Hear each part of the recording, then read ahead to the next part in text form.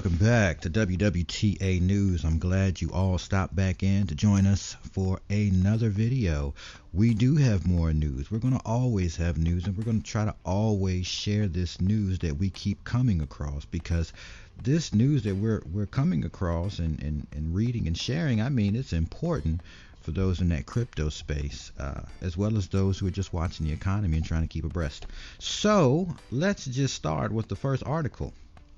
So there's an article here that says monthly NFT trading volume reaches all-time high of 6 billion in January, right? So that says, I mean, non-fungible tokens, there's not much to say about it right now, unless you start thinking about the future of non-fungible tokens. But nonetheless, $6 billion has flowed through non-fungible tokens. So that's just the beginning, even where it is now in a useless stage, but that's just the beginning, and there's more to come.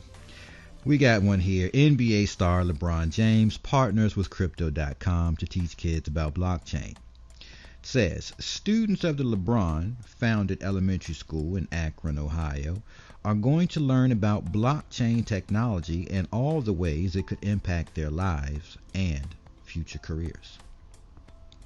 Student families can participate in the program. It says, and I quote, "I'm still learning as everything keeps evolving, and now with Crypto.com, I want to make sure my kids and families are part of that as well," said the NBA star. "I promise students will learn about cryptocurrency, the underlying technology, and related career fields in both virtual and in-person settings from experts provided by Crypto.com.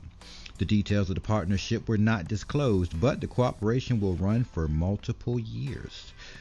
Blockchain technology is revolutionizing our economy, sports and entertainment, the art world, and how we engage with one another.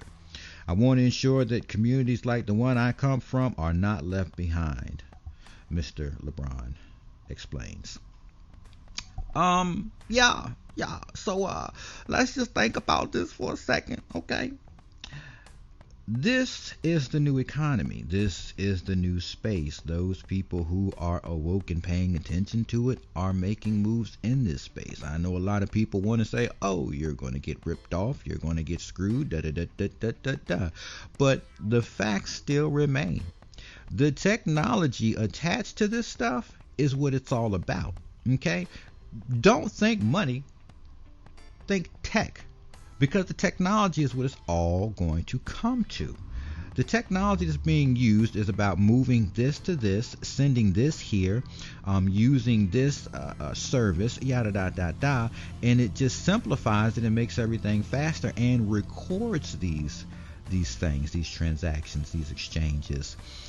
It just stacks data, so on and so forth, and keeps record. So for everybody looking for a taboo monster, demon, or whatever the craziness you can come up with, yeah, technology's always been the demon, the adversary, the devil, the daemon. It's always been the devil. It's technology, right? So if you're going to move forward, you're going to move forward with something new. That means you have to put down something old, right? When you do things that aren't good, and you learn that they aren't good, you're supposed to put those things down and not do them again, right? Isn't that the teaching of a group of people? Don't they teach that when you realize that what you're doing is wrong, you turn from it and you never do it again? When you learn that there's a new technology that's making things easier, simplifying, helping, benefiting, and causing growth, that it's no different, right? What you've done, it's like when you talk about eating certain things, right? As science learns about things that we're not supposed to be eating and why we're not supposed to be eating it, then you're supposed to say, oh wow, that's what's causing all this disease and killing people. Well, I didn't know that. Now you put that down and you don't deal with it anymore, right? So we're going into something new. The old way is the old way. It's old. It's done. And now we're advancing and going into something new that's going to be beneficial to all people. So Mr. James, LeBron over there, big ups, man. All he's doing is helping bring people with him into this space. And if anybody wants to demonize a man and say crypto is a bad thing, well, he's not pulling you in, okay? If you don't make it into the space, if you don't learn and understand and start to comprehend, that's your business. But as the economy changes, you might find yourself left behind, and that's your choice. So, anyways, I just want to say LeBron James, that's major. We've seen he's not the only one. We can give a shout out to Jay-Z, and there's other people in the entertainment field that have been taking advantage of these things and making powerful moves. Akon was one of the first. So, it's cool. He's doing big things, and we should all take note, because whether you like it or not, that's the new economy. It's here. Doesn't matter whether you like it. Doesn't matter whether you believe in it. It's here. Now let's get this next article. Europe could lead the crypto regulatory race with MiCA. The EU's proposed digital asset bill could lift a huge bureaucratic burden from crypto companies operating in the region. El Salvador accepting Bitcoin as legal tender last September further ignited this interest. The MMF went on to warn the country that a lack of regulation in the space could have a detrimental impact on its financial system. The White House is expected to come out with its own set of cryptocurrency laws in the following weeks. Even Russia's President Vladimir Putin urged the country's central bank to consider regulating the crypto industry instead of instating blanket bans on trading. However, regulation for the sake of regulation won't do much to help the industry grow. The decentralized and global nature of crypto and blockchain companies make it hard to comply with regulation in each and every state they operate in. Yeah, that's true. But when we talk about regulation on crypto, again, so cryptocurrency is a currency, and we got to talk about this. When you talk about currencies, it's redeemable in exchange for a good or a service, right? So we know that legally gold, silver, bronze, copper, these were technically gold and silver. I believe bronze and copper, when you go back further in time, were all acceptable payments for goods, services, debts, yada da da da.